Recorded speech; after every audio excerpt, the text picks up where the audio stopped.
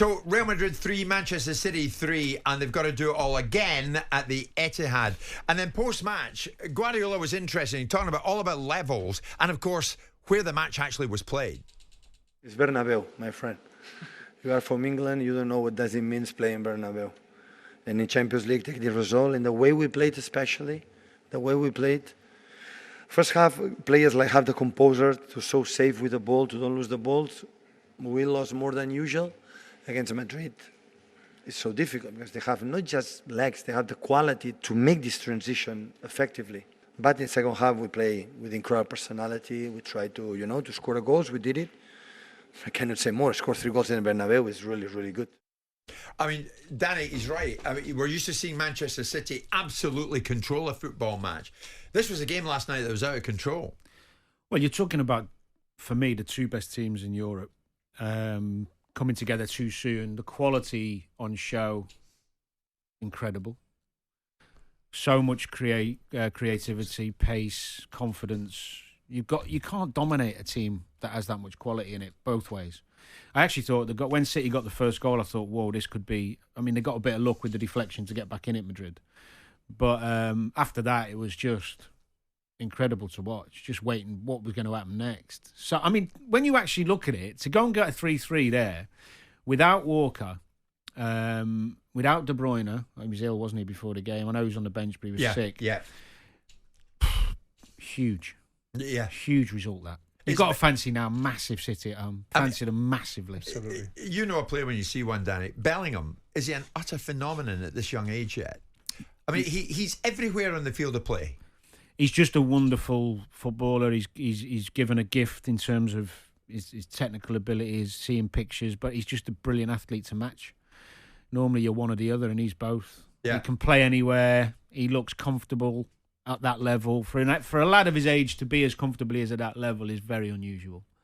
But actually, Foden stole the thunder a little bit, didn't he, last night with that wonder goal again in a big moment. A bit like in the derby, it was a similar strike when they played United. He is... It feels like he's really stepped on at the stage where he thinks, I can impact every game I'm playing. I'm not a bit part anymore. Yeah. He starts all the time. Yeah. And he's looking... The problem is with Foden is where you get him in the England team, because you can't not have him in it.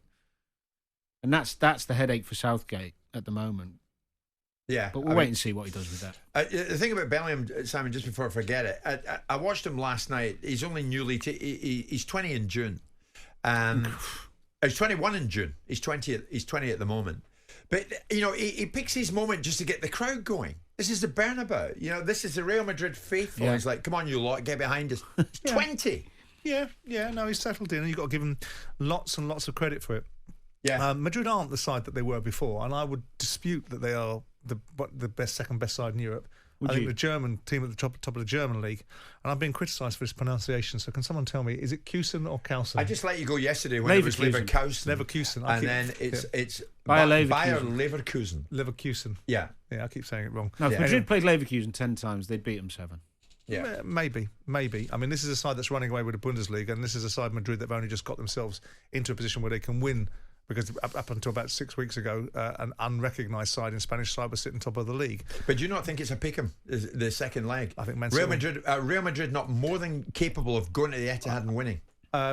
City would have to have they're really capable of it. game. But I think if City are on their game, put Kyle Walker on, shut Vinicius Jr. up like he normally does, I think they'll bash Madrid. Although I think they're a much better side than Madrid. The thing is, the Vinicius and Rodrigo playing up front together. He's not really played. They switch it. Some of that's one will go out on the left, one will go out on the right. But they're playing as a 2 and 1 behind. So it's not as important that Walker's back to marking man. I thought Kanji did a good job actually. What's City's strength is the way they can just open any team up. They got in some brilliant positions last night. Scored 3 in Madrid. I mean, nobody does that. And that's not even playing to their max. Chelsea Chelsea went there a couple of years ago and bashed them up and only got caught out in the last 5 minutes, didn't they? That was Chelsea of a different era, wasn't it? What's your gut instinct, Danny? I don't think it's far from over. I think City Madrid would have to have problems. A bad day at the office not to beat them. Right. And you take City? Yeah, I take City and Arsenal. Okay. Not because I'm some silly little Englander. I think Arsenal are a better side than Bayern Munich. And I think Bayern Munich had their moment in the sun, and they'll revert to the type that they've trotted out for most of the season domestically. I think City will. And I think City will beat Madrid and go through to the semi-final. Absolutely, I do. What's that team in Germany? You know, Alonso's team? Leverkusen. Leverkusen. Jim White and Simon Jordan. Monday to Friday mornings from 10 on AM, on DAB, via the talkSPORT app and on your smart speaker. talkSPORT.